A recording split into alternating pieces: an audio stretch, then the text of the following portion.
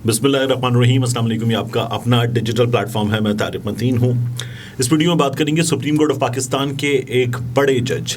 Supreme court of Pakistan में इस वक्त 15 जजेस हैं, 2 सीट्स खाली हैं। 17 जजेस होते हैं सुप्रीम कोर्ट ऑफ पाकिस्तान में, तो तमाम जजेस ही बड़े हैं। लेकिन गुज़श्ता कुछ अरसे से जो सूरत हाल है उसमें कुछ नाम बहुत ज़्यादा अहमियत इख्तियार कर गए हैं मुख्तलिफ़ ख़बरों और हालात की बिना पर। तो इसलिए एक बड़े जज, वैसे तमाम जज बड़े हैं, लेकिन एक बड़े जज जो हैं उनकी तरफ से सोशल मीडिया पर ये कहा जा रहा है कि एक नया खड़ाक पैदा किया गया है। अब ये जो खड़ाक का वर्ड है ये हमारे पंजाबी बोलने वाले लोग ज़्यादा समझते हैं, बाकी भी समझते हैं, लेकिन बहरहाल एक खड़ाक पैदा हुआ। अभी क्या है ये खड़ाक, ये अभी मैं आपको बताता हूँ। इसके अलावा हुकूमत के एक मरकज़ी वज़ीर साहब ने ये कहा है कि मियाँ नवाज़ शरीफ का काम नहीं हुआ। याद रखिएगा, मैंने आपको अलग डिजिटल के प्लेटफॉर्म पे, अलग न्यूज़ पे ये बताया था कि मियाँ नवाज़ शरीफ साहब से जब वो सऊदी अरब में थे तो एक मैसेंजर ने मुलाकात की थी और मियाँ साहब बड़े गुस्से में थे। मैसेंजर ने मियाँ साहब को ये कहा था कि मियाँ साहब आपका काम हो जाएगा, आप ज़्यादा गुस्सा ना करें। मियाँ साहब को समझाने की कोशिश की गई थी, मियाँ साहब बड़े नाराज़ हुए। ये जो मरकज़ी वज़ीर ने कहा है कि मियाँ नवाज़ शरीफ साहब का काम नहीं हुआ, एक तो उन्होंने अपनी बेबसी तो जाहिर की है, जो वो ये चाह रहे हैं कि काम फौरी हो जाए। दूसरा, ये फिर कुछ जगहों पर पैगाम है कि मियाँ नवाज़ शरीफ साहब का काम फौरी तौर पर किया जाए।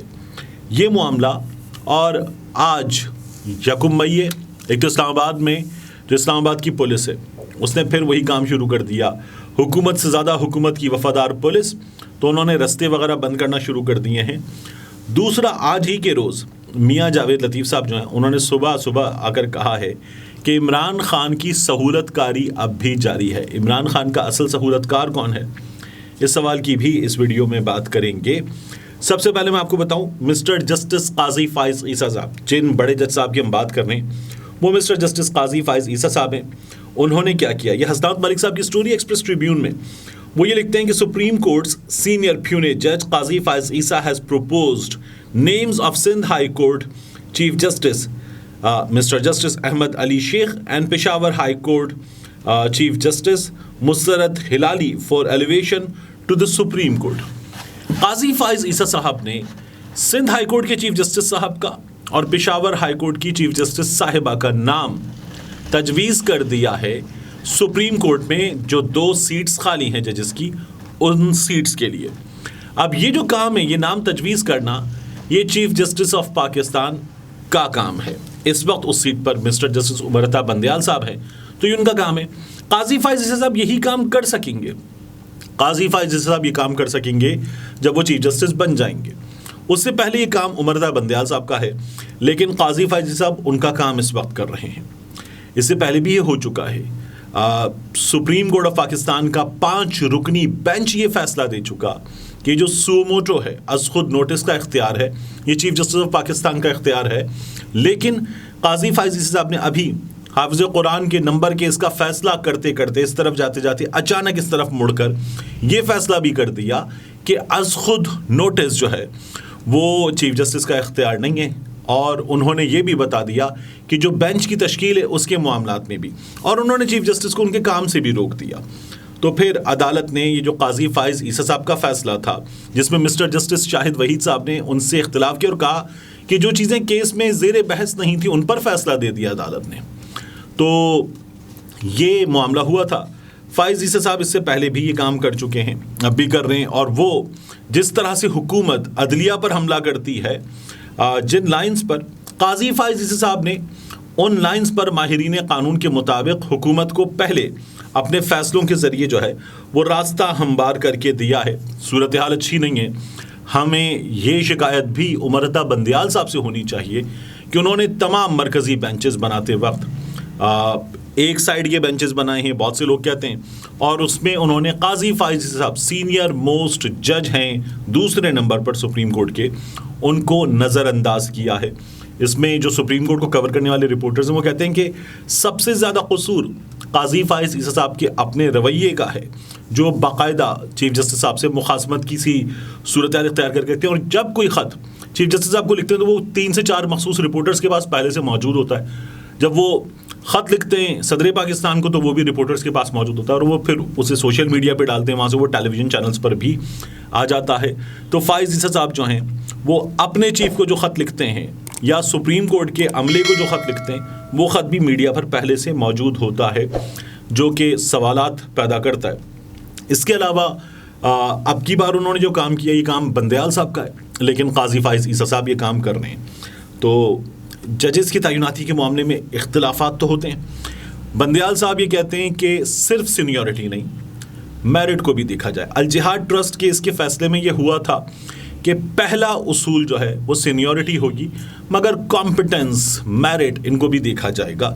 اب جو قاضی فائز صاحب کہہ رہے ہیں اس میں وہ صرف سینیورٹی اگر دیکھ رہے ہیں تو یہ حیران کن اس لیے ہے کہ احمد علی شیخ صاحب سندھ ہائی کورٹ کے چیف جسٹس صاحب جو ہیں ان کے بارے میں یہ گلزار صاحب کی عدالت نے کہا تھا کہ وہ خود فیصلہ تحریر نہیں کرتے, ان کو یہاں پر نہیں لایا جا رہا, اور اب قاضی فائز عیسیٰ صاحب نے ان کا نام دے دیا ہے.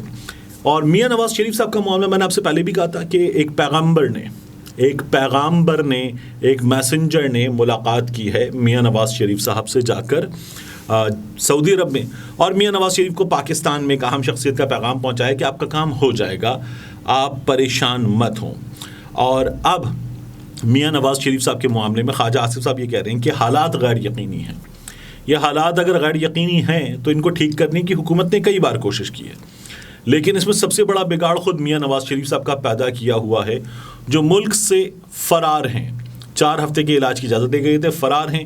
عدالت کسی بھی مفرور کو کوئی بھی سہولت کوئی بھی ریلیف کیسے دے, یہ سب سے بڑی مشکل ہے, اور یہ مشکل خود اس حکومت کی راہ میں اٹکی ہوئی ہے, اور یہ میاں نواز شریف کی اپنی پیدا کردہ مشکل ہے.